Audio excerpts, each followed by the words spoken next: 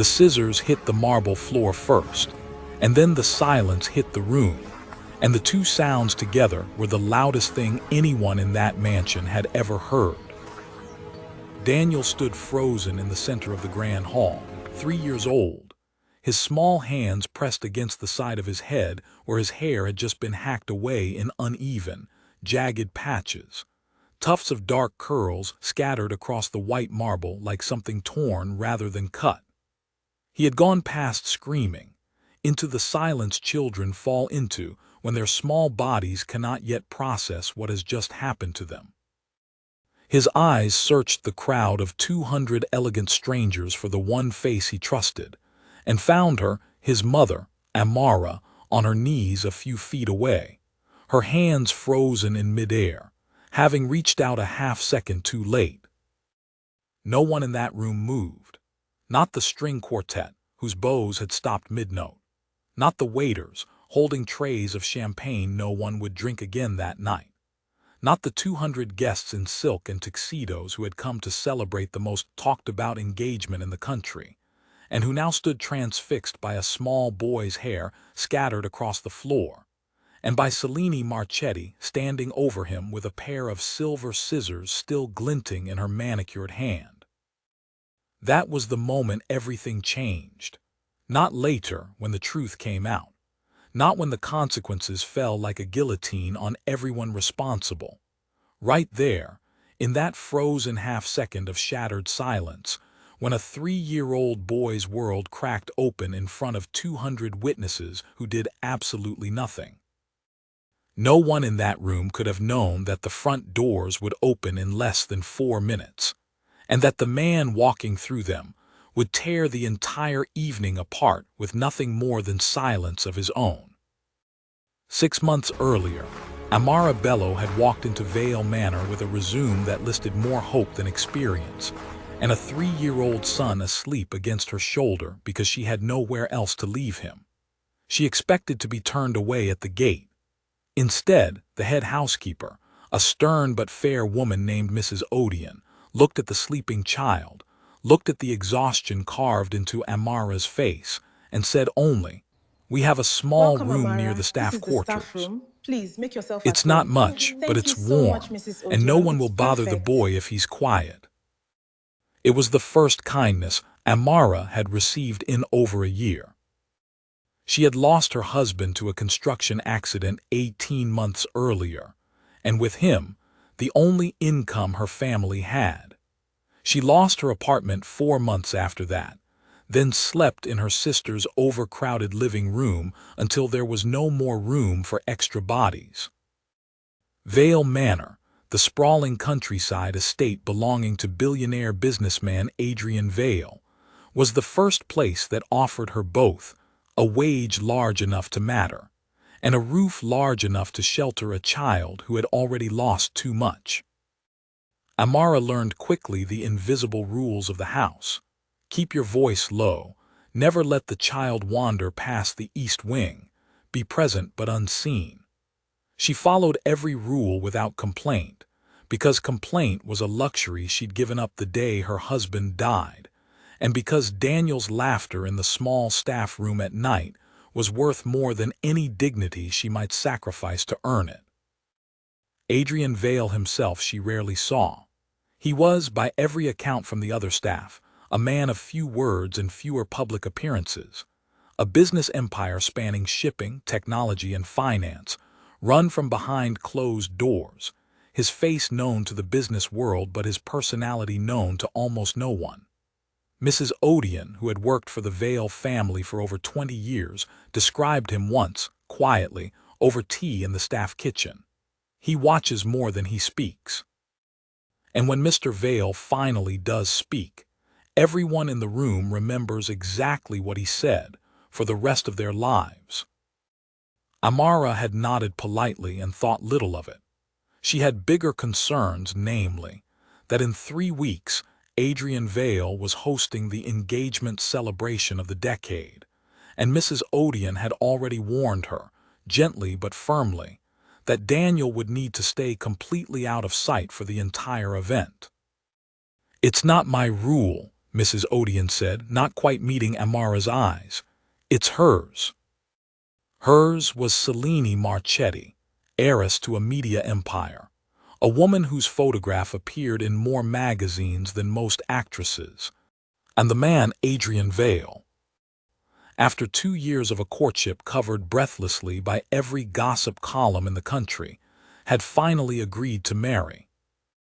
The morning of the engagement celebration, Vale Manor transformed into something out of a fairy tale designed by people who had never needed to dream, because they had simply been born already inside one.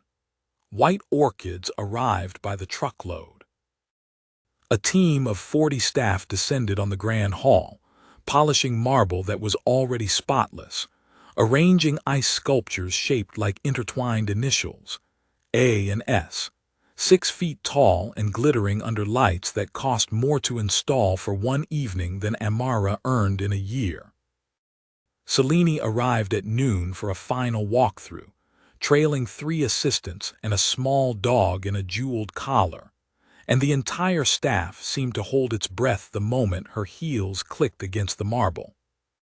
"This is unacceptable," Selene said, standing in the center of the hall, gesturing vaguely at a floral arrangement that looked, to every untrained eye in the room, absolutely perfect.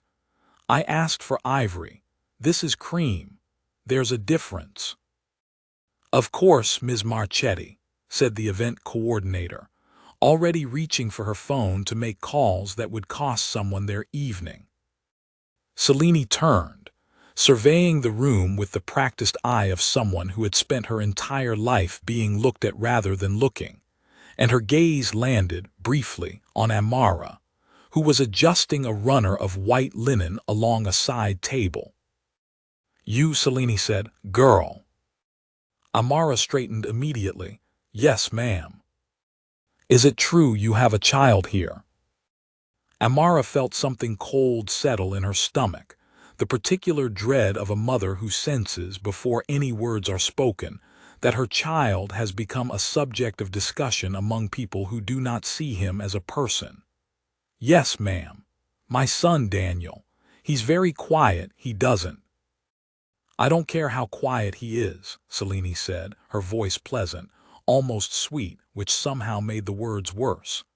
"Tonight, there will be senators here. There will be press.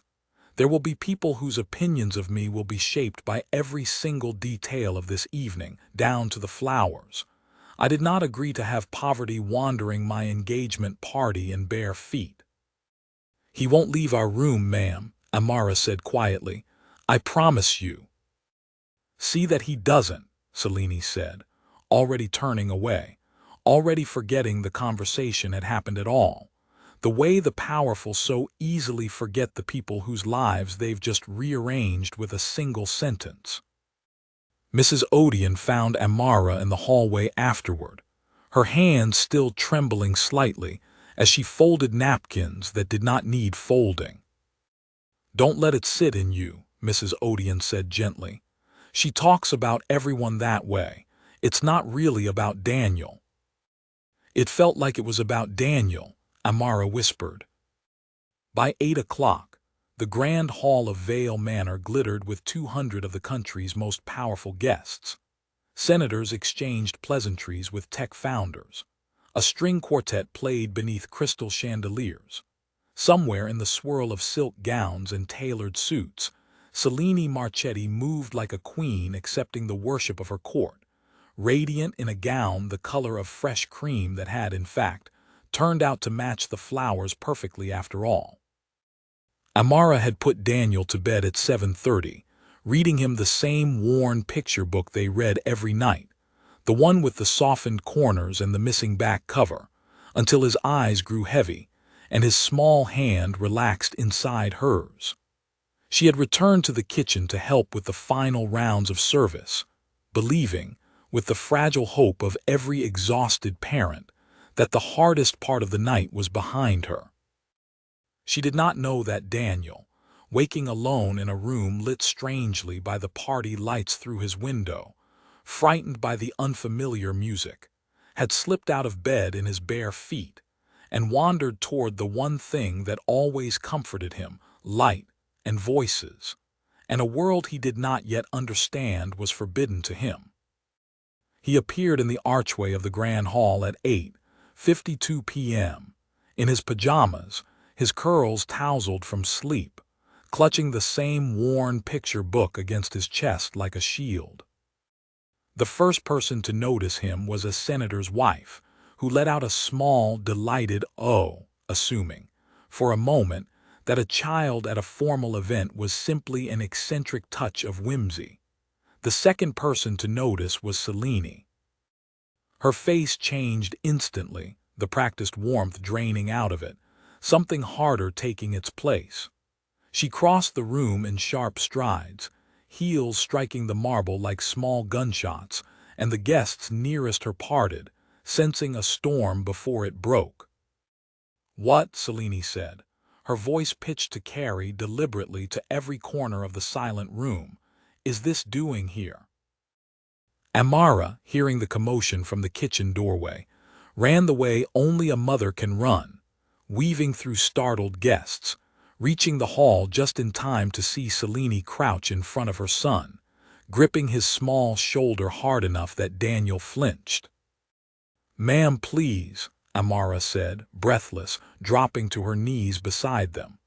"I'm so sorry, he must have woken up. He doesn't understand. Please, let me just take him." "You told me he wouldn't leave the room," Selene said, straightening, her eyes flashing with a fury that seemed entirely disproportionate to the small, frightened child in front of her. "You promised me, and now every senator in this room has seen him wandering around like something out of the street." "I'm sorry, I'll take him right now. I'm so sorry," Amara said, reaching for Daniel, but Selene did not release his shoulder. "Look at his hair," Selene said suddenly, her voice shifting into something almost theatrical, playing now not to Amara but to the room, to the 200 witnesses who had gathered in a loose, uncertain circle around them. "Look at it. Uncombed. Uneven. Is this how you raise a child, or is this simply what poverty looks like up close?" A ripple of uncomfortable laughter moved through a small cluster of guests near the champagne fountain. The kind of laughter people give not because something is funny, but because they do not know what else to do with their discomfort. "Please," Amara said again, her voice breaking now, humiliation and fear tangled together in her throat. "He's just a baby. Please just let me take him to bed. I'll never let it happen again, I swear to you." "No," Selene said, and something in her voice had gone cold and strange. A woman who had spent her entire life being photographed, being watched, being adored, suddenly finding herself, for one intolerable moment, upstaged by a sleepy toddler in pajamas. "No, I think we should fix this properly. If you can't be bothered to groom your own child, I'll show you how it's done." She reached to a nearby table, where a floral arrangement was being trimmed by an assistant, and picked up a small pair of silver scissors. The room's murmur died instantly. "Ma'am, please, no." Amara's voice rose in genuine terror now, scrambling forward, but two of the security staff, uncertain, frozen by the sheer unlikeliness of the moment unfolding in front of them, hesitated a fraction of a second too long. Selene crouched again in front of Daniel, gripped a fistful of his dark curls and cut. Daniel screamed, a short, shocked sound that cut through the silence like glass breaking, then went quiet, stunned, as more uneven cuts followed, hair falling in clumps to the marble. Selene's face set in a strange, brittle smile the whole time, as if she were performing a lesson rather than committing cruelty. "There," Selene said, dropping the scissors which clattered against the marble. "Fixed." That was the true silence that fell over the room. 200 guests stood frozen, no one stepping forward to help the sobbing child or the mother now on her knees, gathering him against her chest, whispering apologies to him, as if the cruelty had somehow been her own fault.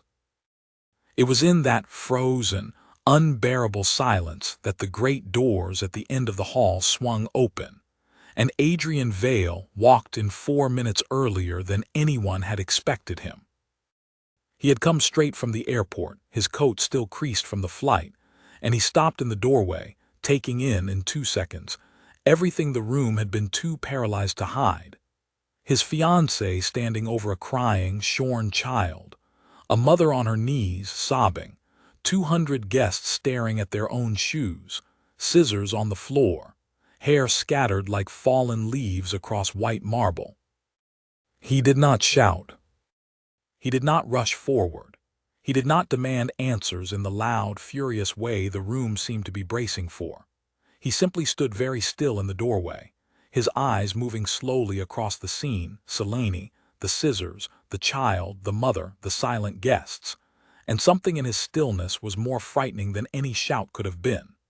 The string quartet, which had resumed playing faintly in the confusion, stopped entirely, the musicians sensing, correctly, that music no longer belonged in this room. "What happened here?" Adrian said quietly. No one answered.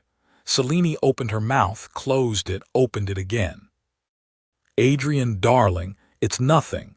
There was a small discipline issue with the staff's child. I was simply—" "I didn't ask you," Adrian said, still quiet, still without raising his voice even slightly, and somehow that single sentence emptied the color from Selene's face faster than a shout ever could have. "I asked what happened." He crossed the room slowly and knelt not beside Selene, not beside any of his powerful guests, but beside Amara and Daniel, his tailored suit meeting the marble floor without hesitation. He looked at the boy's uneven hair, at his tear-streaked face, at the small hand still clutching the worn picture book, and something moved behind Adrian Vale's eyes that none of his guests had ever seen there before, not in boardrooms, not in negotiations, not in 20 years of careful, controlled public life. "Is he hurt?" Adrian asked Amara softly. "And no, sir, just his hair," Amara could not finish the sentence, her voice dissolving into sobs she had held back for the entire humiliating ordeal. Adrian stood and turned toward the head of his security team, who had appeared belatedly near the hall's entrance. "Pull the footage," Adrian said. "Every camera covering this hall from the last 15 minutes, play it here, now." "Adrian, this is absurd," Selene said, a nervous laugh edging into her voice. "You're reviewing security footage at our own engagement party, in front of everyone." "Yes," Adrian said, and it was the only word he gave her. It took 6 minutes for the footage to be cued, 6 minutes in which no guest left, though several clearly wished they could, and in which Selene stood increasingly alone, her assistants having quietly drifted away, sensing that proximity to her was becoming dangerous. The footage played in silence, the hall's massive screen showing in stark, undeniable clarity every guest's worst suspicion confirmed. Daniel wandering in, sleepy and frightened. Selene crossing the room, the grip on his shoulder, the scissors, the cut, the scattered hair, the smile on Selene's face throughout.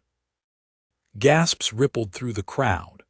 A tech founder who had, moments earlier, laughed along with Selene's cruel joke about poverty now stared at the floor, burning with the shame of a man who realizes, too late, that he laughed at something monstrous. "This is out of context," Selene said, her voice rising, panic finally breaking through her composure. "You don't understand what it's like, having your event ruined by—" "Ruined," Adrian repeated, and the words seemed to hang in the air like something poisonous. "You think a child's presence ruined this event?" "Adrian, please, we can discuss this privately. There's no need to." "There was every need," Adrian said, And now, for the first time, something sharpened in his voice, not louder but harder, edged with a fury that had clearly been building through every second of silence he had spent watching that footage. You didn't correct a child tonight, Selene. You humiliated one, in front of 200 witnesses, to prove to a room full of strangers that your comfort matters more than his dignity. That is not discipline. That is cruelty wearing a very expensive dress. You're embarrassing me, Selene hissed. You embarrassed yourself the moment you picked up the scissors, Adrian said. I just turned on the lights. He turned to his head of security. Escort Ms. Marchetti to her car. She will not be spending the night at this house. She will not be attending any further events under this family's name. Adrian, Selene's voice cracked, disbelief flooding her face as two security staff stepped toward her, not roughly but with an unmistakable finality. You're calling off the engagement over a maid's child. Do you understand what you're throwing away? My family's connections, the press coverage, everything we've built for this. I understand exactly what I'm throwing away, Adrian said quietly. A woman who could do that to a child and call it fixing a mess. You've shown me in one evening what I might not have learned in a lifetime of marriage. The room watched as Selene Marchetti, heiress, socialite, the woman whose engagement had been covered by every major outlet in the country, was escorted out through the same grand doors she had once glided through like royalty, her assistants trailing behind in stunned, humiliated silence. By morning, the story would be everywhere, leaked by guests who could not resist the temptation of what they'd witnessed, confirmed by Adrian's own legal team. Selene Marchetti's media empire, built over 3 generations, would begin its own slow collapse within the month, as partners and advertisers distanced themselves from a name now inseparable from a single act of cruelty against a child. But none of that mattered yet. What mattered was a 3-year-old boy sitting on cold marble, his hair uneven and short, his mother sobbing beside him, and a billionaire kneeling in front of them both, the noise of scandal fading into something smaller and infinitely more important. Hey, Adrian said softly, crouching in front of Daniel, meeting him at eye level, his voice utterly transformed from the hard, controlled tone he had used with Selene. Hey, buddy, can I see that book you're holding? Daniel, still trembling, held it out slowly, uncertainly. I remember this one, Adrian said, turning the worn pages gently. My mother used to read me a book just like this, a long, long time ago. Amara looked up at him, startled, tears still wet on her face. Sir, I am so sorry. I should have never let him wander. I should have. You didn't do anything wrong, Adrian said, turning to her, his voice gentle but absolutely certain. You are not the one who needs to apologize tonight, not to anyone in this house. He looked back at Daniel, whose small hand had reached, almost instinctively, for the sleeve of Adrian's suit jacket. No one, Adrian said quietly, should ever make you feel small. Do you understand me? Not tonight, not ever again, not in this house. Daniel, though he could not have understood every word, seemed to understand the tone beneath them, the steadiness, the safety, and he leaned forward, small and exhausted, and rested his head against Adrian's shoulder, closing his eyes. Adrian looked up at Mrs. Odeon, who stood nearby, her own eyes wet. Get the family physician here tonight just to check on him, and prepare the blue guest room for Amara and her son, not the staff quarters, the guest room. Sir, I couldn't possibly, Amara began. You can, and you will, Adrian said, and there was no room in his voice for argument. Tomorrow, my legal team will draw up a trust in Daniel's name, education, healthcare, housing, all of it, secured for his lifetime, regardless of whether you continue working here or not. This is not charity, Amara. This is accountability. Something happened in my home tonight that never should have happened, and I intend to make sure it is the last time either of you ever has to wonder whether you matter in a room." Amara could not speak. She simply wept, quietly, the particular tears of a woman who has spent so long bracing for the world's cruelty that she has forgotten what it feels like when someone with power chooses, instead, to be kind. Later that night, after the guests had gone and the shattered evening had been picked apart into 1,000 whispered phone calls across the city, Adrian Vale sat alone on the terrace, looking out over the estate his father had built and he had multiplied into something vast. And until tonight, he realized, something he had let grow a little cruel around its edges without noticing.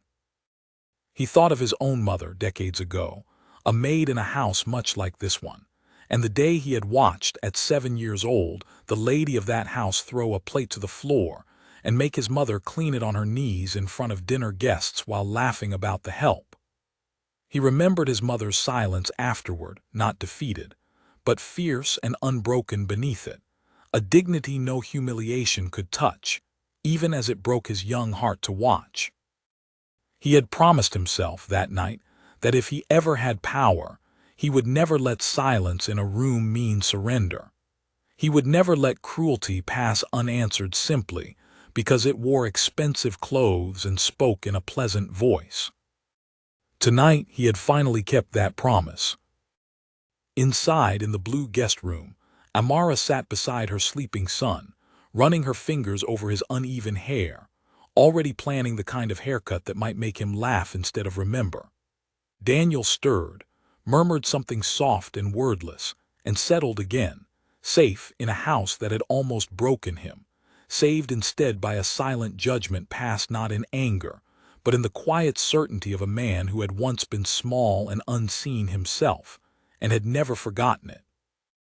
Somewhere below, the last ice sculptures melted into puddles on the terrace stone, the initials A and S dissolving into nothing, as if the house itself understood that something far more important had taken the evening's place.